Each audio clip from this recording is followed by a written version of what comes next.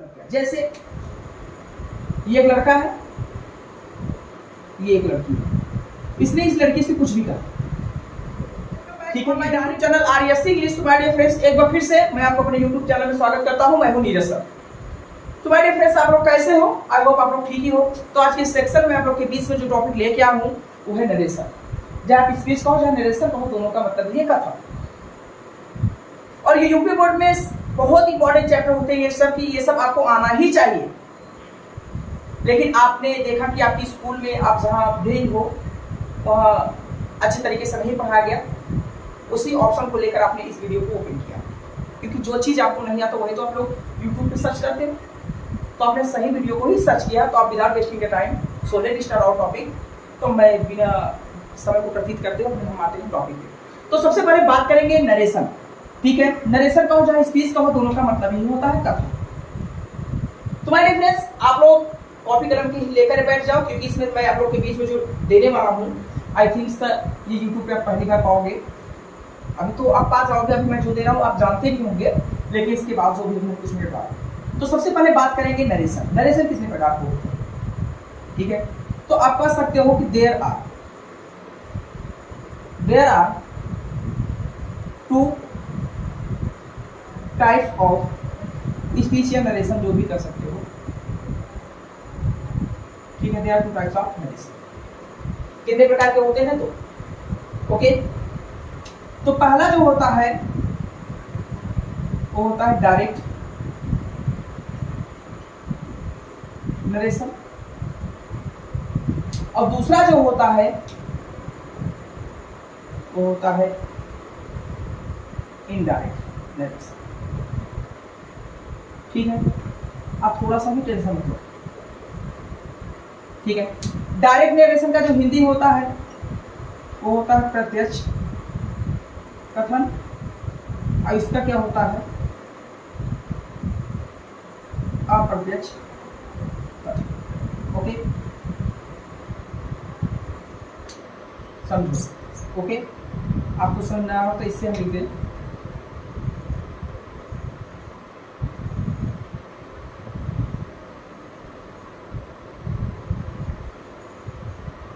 Okay.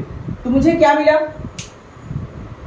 मुझे यहां से दो चीज मिला, एक डायरेक्ट नरेशन, दूसरा क्या होता है? Indirect narration. डायरेक्ट नरेशन का जो हिंदी होता है वो होता है प्रत्यक्ष कथन, और जो इनडायरेक्ट नरेशन का होता है उसका हिंदी क्या होता है? अप्रत्यक्ष कथन, ठीक है। तो डायरेक्ट नरेशन किसे कहते हैं? समझो सबसे पहले डायरेक्ट नरेशन। तो सबसे पहले इसके परिभाषा को हम देख लें कि वक्ता द्वारा कही गई बातों को, ठीक है। अब समझो कि वक्ता इसको हम क्यों कह रहे हैं। सबसे पहले वक्ता की बात करेंगे। तो लाला आपने टेंस पढ़ा होगा, टेंस में आपने पाया कर्ता, ठीक है। तो आप जब नरेशन पढ़ोगे तो नरेशन में आपको मिलेगा वक्ता। क्या मिलेगा? वक्ता, ठीक है। समझो, आपने जब टेंस पढ़ा तो टेंस में जो मुख्यतः होता है कर्ता, कार्य करने वाला। और जो आपने नरेशन पढ़ोगे तो नरेशन में आपको क्या मिलेगा? वक्ता। वक्ता मतलब कहने वाला, ठीक है। तो नरेशन में क्या मिलेगा? वक्ता, और टेंस में क्या मिलेगा? कर्ता। आपको याद रखना है ये सब कॉन्सेप्ट, क्या करना है? याद रखना है। तो अगर कोई पूछे डायरेक्ट नरेशन, तो नरेशन का मतलब वक्ता, तो आपको क्या कहना है कि वक्ता द्वारा कही गई बातों को हम डायरेक्ट नरेशन कहते हैं। क्या कहते हैं? कि वक्ता द्वारा कही गई बातों को हम डायरेक्ट नरेशन कहते हैं। तो वीडियो के नीचे इसका हिंदी भी लिखता जा रहा है, आप उसको लिख सकते हैं। अब आप नहीं सोच पाओगे वक्ता द्वारा मतलब क्या। जैसे ये एक लड़का है, ये एक लड़की है, इसने इस लड़की से कुछ भी कहा, ठीक है। ये डायरेक्ट इससे कहा, ठीक है। ये एक लड़की है, मान लीजिए एक लड़का है, ये क्या है? एक लड़की है। ये बॉय है और ये क्या है? गर्ल है। इसने इससे कुछ भी कहा, ये बॉय ने लड़की से कुछ भी कहा, ये डायरेक्ट कहा, किसी के द्वारा नहीं कहा। ये क्या है? डायरेक्ट नरेशन, ठीक है। अपने भाषा, गांव की भाषा में समझेंगे, ज्यादा डिटेल में नहीं जाएंगे, ठीक है। मान लीजिए ये बॉय है, ये गर्ल है, ठीक है। और मान लीजिए इसमें हम किसी एक लड़की की और बात करें या लड़की की बात करें, ठीक है। तो ये बॉय, मान लीजिए ये बॉय ने इस लड़की से कहा, ये लड़की का नाम रोहन है, मान लो क्या है? रोहन। तो ये लड़का जो है इस लड़की से कहा कि रोहन से कह दो कि जो 10 रुपए मेरा लिया था वो दे दे, ये लड़के ने किससे कहा, इस लड़की से कहा कि रोहन से कह दो, किससे कह दो, रोहन से कह दो कि जो 10 रुपए लिया था मेरा दे दे। तो ये लड़का इससे डायरेक्ट कहा, तो ये क्या है, डायरेक्ट है। अब इनडायरेक्ट की बात आ जाएगी, तो जब ये लड़के ने इस लड़की से कहा तो ये अपने तरीके से कहा, ये लड़का इससे अपने तरीके से कहा कि भैया मेरा 10 रुपए लियो दे दो। अब ये जो लड़की है, अब ये रोहन से कहेगी अपने तरीके से कि भैया लड़के ने तुमसे कहा है कि 10 रुपए जो आप उसके लिए हो दे दो, नहीं तो रास्ते में मिलोगे बहुत टूटेगा। तो बताओ ये जो लड़की है झूठ बोल रही है कि नहीं? क्या ये जो लड़का है लड़की से यही कहा था कि रास्ते में रोहन मिलेगा मैं उसे बहुत मारूंगा? इसे ही क्या कर देते हैं, इनडायरेक्ट। तो ये लड़की ने अपने तरीके से जो बत्तियों बताया, किससे, रोहन से, उसे क्या करते हैं, इनडायरेक्ट नरेशन करते हैं। आई थिंक सब समझ गए हैं। तो समझो सबसे पहले तो अब हमारा जो कॉन्सेप्ट होगा इसको समझो। ये अभी मैंने कुछ भी नहीं पढ़ा इसमें, अब हम पढ़ेंगे थोड़ा बहुत basic class of narration. Basic class of narration, हम नरेशन का कुछ बेसिक जानकारी ले लेते हैं। मैंने एक सेंटेंस लिया, जैसे Ram says comma I am a good boy, ठीक है। राम ने कहा कि I am a good boy. समझो बेसिक कॉन्सेप्ट लेने का मतलब समझो। मैंने एक डायरेक्ट एक सेंटेंस ले लिया, अब मैं इसको क्या समझाना चाहता समझो। तो ये जो राम है, राम ने कहा, राम ने कहा कामा है कि I am a good boy, मैं एक अच्छा लड़का हूं, यही मैंने बताया। तो समझो भैया, अब देखो इसमें हमें दो चीज दिखेगा, इसे हम क्या कहेंगे, ठीक है, समझो, इसे हम क्या कहेंगे, कामा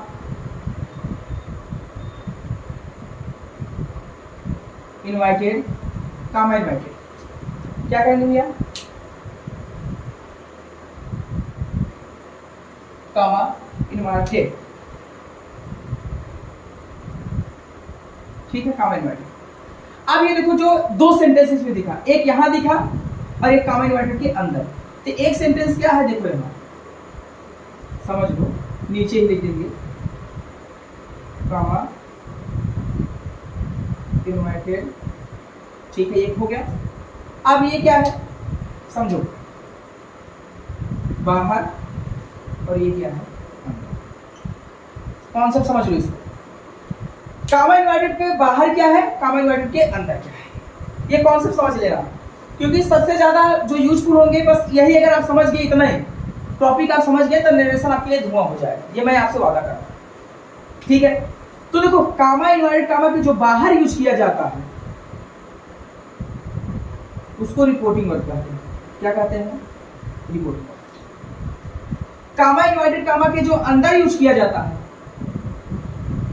उसे क्या कहते हैं, रिपोर्टेड स्पीच। समझ में आया? तो आप सबसे पहले रिपोर्टिंग वर्ड हेडिंग डाल लीजिए ऐसे और लिखिए, ठीक है, ऐसे हेडिंग डाल के लिखिए, मैं जो लिखवा रहा, ठीक है, जो मैं लिखवा रहा लिखिए।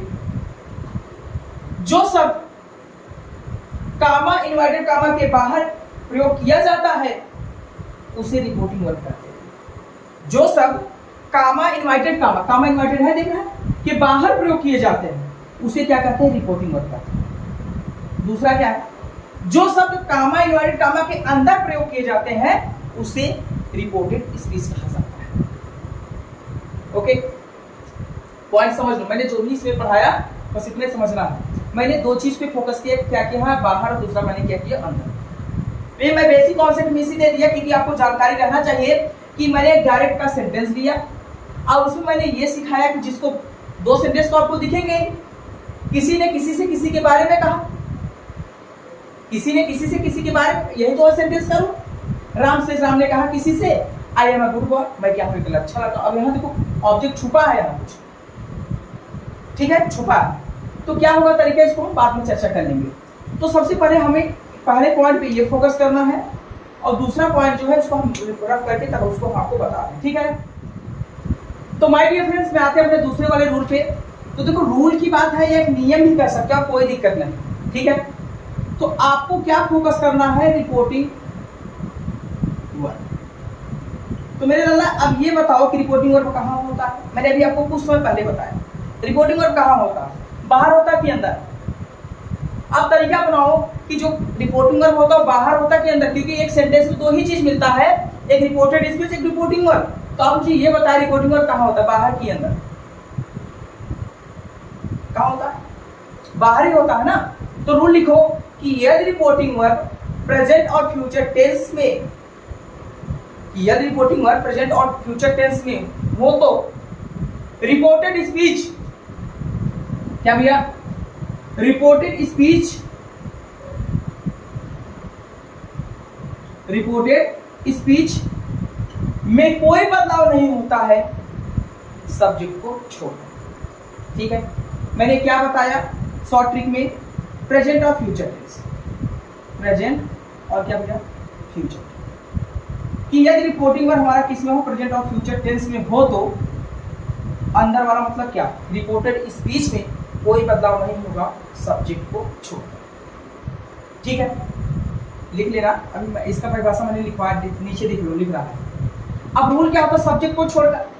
तो सबसे पहले हम सब्जेक्ट को ही देख लेते हैं। जब सब्जेक्ट मतलब सब्जेक्ट को बदलना है और टेंस को बदलना नहीं है।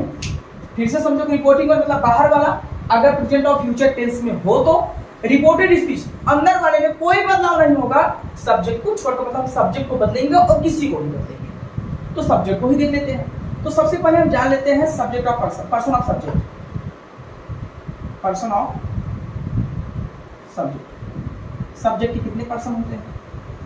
ठीक है, तो देखो सब्जेक्ट के को कितने पर्सन में रखा गया ना भैया? तो देखो सब्जेक्ट को 3 पर्सन में रखा गया।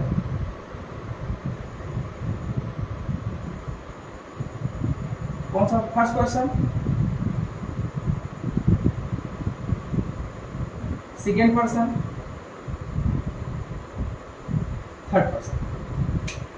तो फर्स्ट पर्सन के अंतर्गत क्या आता है समझो, आई और वी। सेकेंड में क्या आता है, you, he, she, it, name, और क्या आता है, दी। ठीक है, अब ये क्या है, पर्सन। अभी समझो, अभी कुछ मैंने पढ़ाया नहीं, सिर्फ हमने आपको सिखा रहा हूँ। रूल लिखते चलो, अभी बनाने का नियम जो होगा हम बता देंगे। तो अभी हमने कहा कि रिपोर्टिंग वर्ब किसी में प्रेजेंट टेंस में हो तो हम क्या करेंगे, प्रेजेंट टेंस में हो तो क्या करेंगे, सब्जेक्ट को छोड़कर हम सबको बदल देंगे। ठीक है, समझो, हम समझा रहे हैं। तो सबसे पहले पर्सन पे ही सब्जेक्ट फोकस कर लेते हैं। ठीक है, तो देखो पर्सन कितने होते हैं, first person, second person, third person, 3 person होते हैं। तो तीनों पर्सन के एक कोड भाषा में लिखते हैं कि यस हो या, हमारा रूल है, हमारा ये सबका फर्स्ट पर्सन, सेकेंड पर्सन, ऐसे नहीं। ठीक है, 1 2 3। अब देखो यस का मतलब सब्जेक्ट, ओ का मतलब ऑब्जेक्ट, नो का मतलब नो चीज। समझो यस तरीका क्या मिलेगा मुझे, अगर हमारा फर्स्ट पर्सन होगा तो सब्जेक्ट के अनुसार, सेकेंड होगा तो ऑब्जेक्ट के अनुसार, और थर्ड होगा तो किसके अनुसार, नो चेंज। मतलब फर्स्ट होगा किसके अनुसार, सब्जेक्ट के अनुसार, और सेकेंड होगा किसके अनुसार, ऑब्जेक्ट के अनुसार, एंड थर्ड होगा किसके अनुसार, नो चेंज। कोई दिक्कत? समझ लो। ठीक है, सबसे पहले पर्सन को ही समझ लेंगे क्योंकि अब हम इसके बाद बनाना सिखाएंगे आपको। तो जब बनाना सिखाएंगे लाला, तो हमने क्या कहा, रिपोर्टिंग और जो प्रेजेंट टेंस और फ्यूचर टेंस में होगा कोई बदलाव नहीं होगा, सिर्फ सब्जेक्ट ही बदला जाएगा। तो जब सब्जेक्ट बदला जाएगा तो सबसे पहले हम इसको देख लेते हैं। अब बदला कैसे, इसको अभी हम आपको दिखा देंगे। ठीक है ना, हमने कहा कितने first person, second person, third person. तो फर्स्ट पर्सन किसके अनुसार, आई या वी। समझो जब रिपोर्टेड स्पीच में, ठीक है, कहाँ दिखेंगे ये सब, जब रिपोर्टेड स्पीच में दिखेंगे, कहाँ दिखेंगे, रिपोर्टेड स्पीच में ही दिखेंगे। तो रिपोर्टिंग वर्ब में जो सब्जेक्ट और ऑब्जेक्ट होगा, क्या होगा, सब्जेक्ट और ऑब्जेक्ट। किसमें, सब्जेक्ट और ऑब्जेक्ट, दो ही चीज मिलेंगे, एक सब्जेक्ट मिलेगा, दूसरा क्या मिलेंगे, ऑब्जेक्ट मिलेंगे। तो अगर हमारे रिपोर्टेड स्पीच में अंदर वाले में आई और वी है तो सब्जेक्ट के अनुसार बदला जाएगा। अगर अंदर वाला हमारा क्या है, सेकेंड फॉर्म है, किसके अनुसार, ऑब्जेक्ट के अनुसार। और अगर मान लीजिए ये सब है, इनमें से कुछ भी है तो इसको हम बदलेंगे भी नहीं, जो रहेगा वही उतार देंगे। बस ये इतना समझना है। ओके, तो आपको इसको एकदम बढ़िया से रखना है, इसको ध्यान से देखना है, ठीक है ना। चलो इसको बंद कर देते हैं।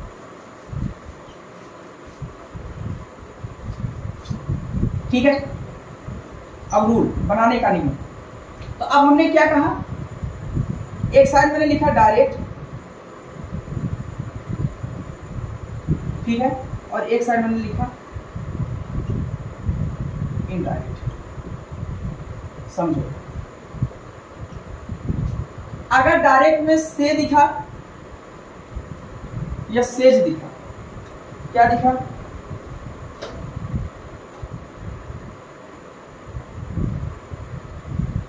से दिखा या क्या दिखा, से या से, तो आपको किसमें बदलना है, फिर या सॉरी से या से, तो आपको से और सेज ही लिखना है। समझो, अगर से टू दिख गया या सेज टू दिख गया, आपको टिल लगाना है या तो टिल्स लगाना है। ओके, समझो, is am are plus saying दिख गया, इज एम क्या भैया, is am are plus saying दिख गया, तो आपको क्या लगाना है, is am are plus telling. समझा देंगे, ठीक है ना। अगर हैज ऑब्लिक हैड दिख जाए और प्लस सेड दिख जाए, तो आपको हैज ऑब्लिक हैड तो लिखना ही है, लेकिन सेड के स्थान पर क्या लिखना है, कोड लिखना है। Okay, has oblique had plus been दिख जाए एंड प्लस सेइंग दिख जाए, ठीक है, तो has oblique had plus been तो लगाना ही है, लेकिन सेइंग की जगह क्या लगाना है, टेलिंग। ओके, विल दिख जाए, समझो, विल से या शैल से, ठीक है, तो विल टेल करना है, नहीं तो क्या करना है, शैल।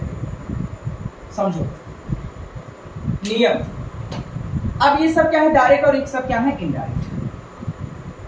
ओके, अब देखो बनाने का नियम। डायरेक्ट में ये सब दिखेंगे तो आपको इनडायरेक्ट में ये सब बनाना, क्योंकि कोई परिवर्तित नहीं होगा रिकॉर्डिंग। तो समझो एक रूल, सेंटेंस को लिया जाए, ठीक है, समझो। ओके, जैसे example, Ram says to me, Ram says to me, Ram says to me, you are a bad boy. ठीक है, Ram says to me, you are a bad boy. समझो,